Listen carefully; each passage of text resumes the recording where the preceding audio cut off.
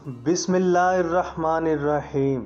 دو لعنتوں سے بچو، مایوسی اور ذہنی عیاشی، کیونکہ انسان پہلے مایوس ہوتا ہے اور پھر ذہنی عیاشی کے ذریعے راہ فرار اختیار کرتا ہے۔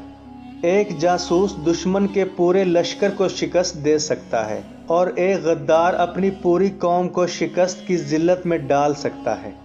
دشمن سے پہلے غدار کو ٹھکانے لگانا ضروری ہے۔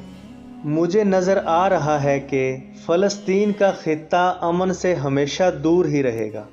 فوج بغیر قوم کے اور قوم بغیر فوج کے دشمن کے لیے آسان شکار ہوتی ہے۔ سلطان ایوبی نے اپنے سالاروں سے کہا کہ وہ وقت بھی آ جائے گا کہ جب فوج بھی عیاش سپاہیوں کا گروہ بن جائے گی اور اس کے سالار دشمن کے ہاتھوں میں کھیلیں گے۔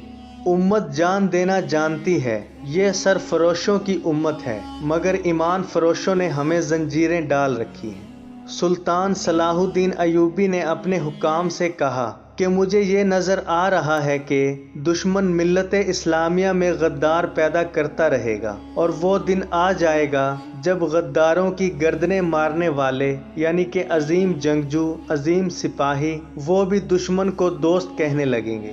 اگر مسلمان اپنے دین کے دشمن کو دیکھ کر دیوانے ہو جائیں یعنی کہ اس کو مارنے کے لیے پاگل ہو جائیں تو اسلام کا پرچم وہاں تک پہنچ جائے گا جہاں یہ زمین ختم ہو جاتی ہے۔ دفاع کا بہترین طریقہ یہ ہے کہ تم دشمن کی سوچ سے بھی پہلے اسے دبوچ لو۔ اگر تم باوقار قوم کی طرح زندہ رہنا چاہتے ہو تو اپنی روایات کو نہ بھولو۔